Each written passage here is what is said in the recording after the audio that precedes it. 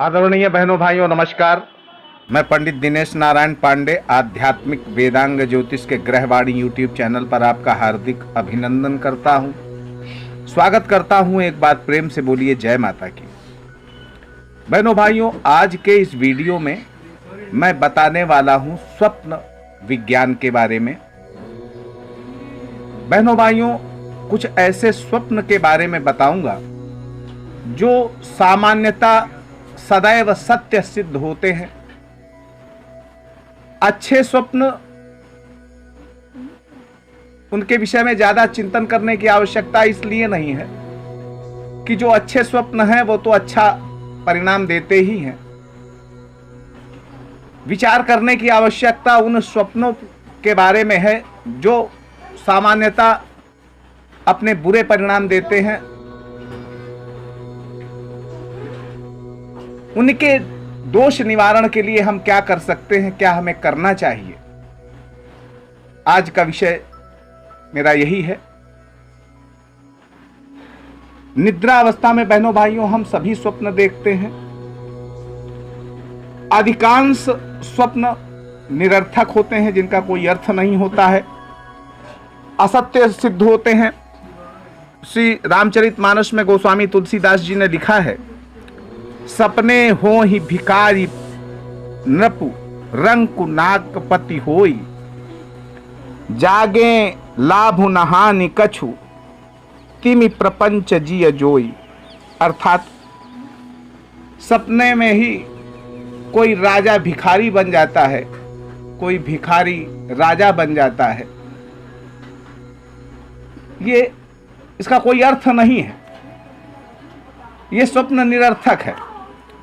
लेकिन कुछ ऐसे स्वप्न होते हैं जो आगामी दुखपूर्ण या सुखपूर्ण प्रसंगों के परिचायक होते हैं और प्रायः भविष्य में सत्य सिद्ध होते हैं।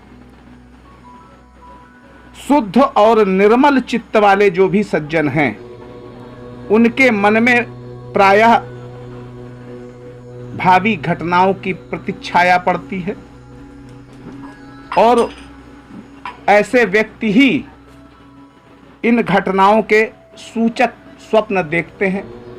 अर्थात जो निर्मल मन के व्यक्ति होते हैं, ईश्वर की कृपा से भावी घटनाओं की सूचना के हेतु ऐसे निर्मल हृदय के व्यक्तियों को स्वप्न इसी तरह के आते हैं और वो उसका अर्थ भी समझ पाते हैं, उसका अभिप्राय भी समझ पाते हैं। बहनों भाइयों, रामचरितमानस में कई प्रसंगों में स्वप्न की बातें बताई गई हैं और स्वप्न की सत्यता सिद्ध होती है। रावण ने जब माता सीता को प्रताड़ित करने के लिए राक्षसियों को आदेश दिया था, तो त्रिजटा नाम राक्षसी एका रामचरण रति निपुण विवेका, आपने सुना है। एक त्रिजटा नाम की राक्षसी थी जो भक्त थी, निर्मल मन की थी और भक्त थी।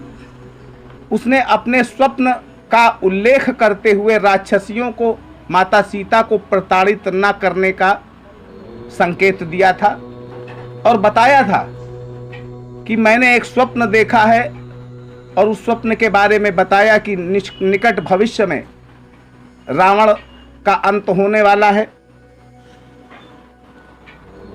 वो बताती है कि सपने बानर लंका जारी, जातु धान सेना सब मारी, खर आरूढ़ नगन दस सीसा, मुंडित सिर खंडित भुज बीसा। अर्थात खर माने गधा, आरूढ़ माने उसके ऊपर चढ़ा, गधे के ऊपर चढ़े हुए नग्न वेश के रावण को देखा, जिसका सिर मुड़ा हुआ था और उसकी भुजाएं खंडित थी। आगे बताती है, यह विधि सो दक्षिण दिशि जाई। इस तरह वो दक्षिण दिशा की ओर यात्रा कर रहा है। ये स्वप्न साक्षात ये आभास दिलाता है, ये सत्यता बताता है कि रावण की मृत्यु सुनिश्चित है। इस वजह से त्रिजटा ने राक्षसियों को समझाया कि मैंने स्वप्न में देखा है कि निकट भविष्य में राक्षस राज रावण का अंत होने वाला है। इसी तरह स्वप्न अच्छे होते हैं और बुरे स्वप्न जो होते हैं वो भी विशेष ध्यान देने योग्य इस वजह से हैं कि बुरे स्वप्नों का फल निश्चित होता है। कुछ अशुभ स्वप्नों के बारे में बताऊंगा। देखो, कोई भी व्यक्ति अगर अपनी शादी देखता है तो निश्चित परेशानी में निकट भविष्य में पड़ने वाला है। स्वप्न में आंधी तूफान देखता है तो भी मुसीबत में पड़ सकता है। दीवार गिरना या ऊंचाई से गिरना, ऐसा अगर स्वप्न देखता है तो धन हानि के संकेत होते हैं। चोर देखना या अपनी जेब कटना, यह भी धन हानि का संकेत होता है। काली बिल्ली का कोई स्वप्न देखता है तो लड़ाई झगड़े का संकेत होता है। अभी जैसी मैंने चौपाई बताई, यानी सिर मुड़ा हुआ देखे व्यक्ति, अपने को नग्न अवस्था में देखे या अपने शरीर में तेल लगाते हुए देखे या अपने को कीचड़ में फंसा हुआ धंसा हुआ देखे और अपने को ऊंचे स्थान से गिरता हुआ देखे, सुअर भालू या गधे की सवारी करता हुआ देखे, ये बहुत अशुभ परिणाम देने वाले स्वप्न होते हैं। माता के उदर में पुनः प्रवेश करता हुआ देखे, अपने को चिता पर चढ़ता हुआ देखे, सूर्य चंद्र या उल्कापात होते हुए देखे, ये अशुभ स्वप्न की श्रेणी में आते हैं। कुंवारी कन्या के साथ आलिंगनबद्ध होता देखे, राजा या गुरुजन को क्रोध करते हुए देखे या अपने को शत्रु से पराजित होता हुआ देखे, तेल पीता हुआ देखे कि मैं तेल पी रहा हूं, इस तरह का स्वप्न देखे, खाली मकान देखे, काला कपड़ा देखे या गधा देखे या गधे की सवारी करता देखे, अपने को मदिरा पीता हुआ देखे, ये सारे स्वप्न बड़े अशुभ होते हैं और इनके परिणाम बहुत शीघ्रता से देखने को मिल जाते हैं। बहनों भाइयों, रात्रि के प्रथम पहर में जो स्वप्न देखा जाता है उसका स्वप्न का फल लगभग 1 वर्ष के अंदर मिल जाता है। दूसरे प्रहर में देखा हुआ स्वप्न जो है उसका 6 महीने के अंदर परिणाम दिख जाता है, या तीसरे पहर का अगर देखा हुआ स्वप्न है तो 3 महीने के अंदर, और ब्रह्म मुहूर्त में देखे गए स्वप्न का जो असर होता है वो बहुत शीघ्रता से हो जाता है। बुरा स्वप्न देखने के बाद सो जाना चाहिए और अच्छे स्वप्न देखने के बाद नहीं सोना चाहिए। अच्छे स्वप्न भी आते हैं, किसी आम के वृक्ष को देखें तो संतान सुख मिलता है,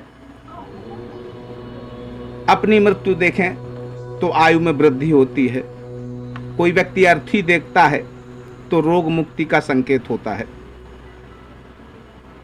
हाथी गाय मधुमक्खी छिपकली इनको देखता है तो धन लाभ की स्थितियां बनती हैं, काला नाग देखता है तो धन और सम्मान की प्राप्ति होती है, भोजन करते हुए देखना बीमारी का आमंत्रण होता है। तो बहनों भाइयों, अच्छे स्वप्न तो अच्छे परिणाम देते हैं, उनके लिए तो कुछ विशेष सोचने की और करने की आवश्यकता नहीं है, लेकिन बुरा स्वप्न अपना बुरा परिणाम न दे ये बहुत जरूरी है और इसका उपाय करना भी जरूरी है।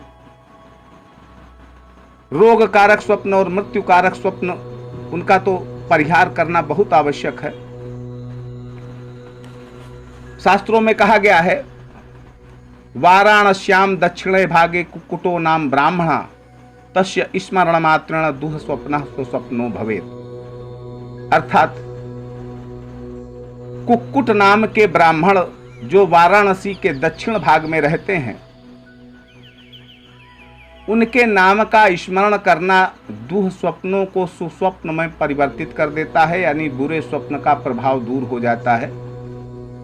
आप कह सकते हैं, हे कुक्कुट नाम ब्राह्मण आपकी जय होवे, हे कुक्कुट नाम ब्राह्मण आपकी जय होवे। ऐसा कह करके 11 बार अगर आप कहते हैं, 21 बार कहते हैं, तो आपके दुह स्वप्न का नाश हो जाता है और उसका बुरा प्रभाव खत्म हो जाता है।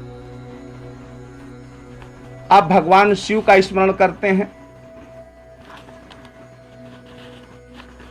और ओम नमः शिवाय मंत्र का जप करते हैं, इससे भी दुह स्वप्न का प्रभाव खत्म हो जाता है।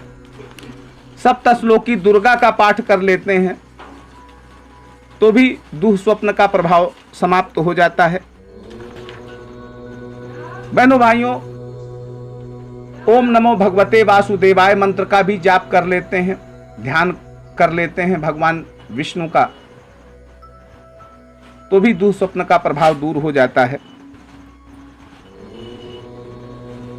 राम रक्षा स्तोत्र का एक मंत्र है, आपदाम अपहर्तारम दातारम सर्व संपदाम लोकाभिरामम श्री रामम भूयो भूयो नमाम्यहम् भर्जनम भवबीजा नाम अर्जनम सुख संपदाम तर्जनम यम दूता नाम राम रामेति गर्जनम। इस मंत्र का भी आप अगर जाप कर लेते हैं तो दुह स्वप्न के दुष्परिणाम से आप बच सकते हैं। प्रभु की शरण में जाना ही आने वाली विपत्तियों से हमारी रक्षा करता है। दान करना चाहिए, धर्म करना चाहिए, दान करना चाहिए और धर्म करना चाहिए, इससे भी हमारी रक्षा होती है। धर्मो रक्षति रक्षता, वस्तुतः धर्म ही हमारी रक्षा करता है। बहनों भाइयों, ये वीडियो में इन बुरे स्वप्नों के बारे में बताना आवश्यक मैंने इसलिए समझा क्योंकि जो निर्मल मन के लोग होते हैं उनको आगंतुक घटनाओं का पूर्वाभास स्वप्न के माध्यम से जरूर होता है। तो इस तरह का अगर स्वप्न आता है तो जरूर उपाय करना चाहिए, इससे आपकी रक्षा होगी और प्रभु की कृपा आपके परिवार के ऊपर सदैव बनी रहेगी। माँ भवानी आपका कल्याण करें, आपके जीवन में सुख शांति दें।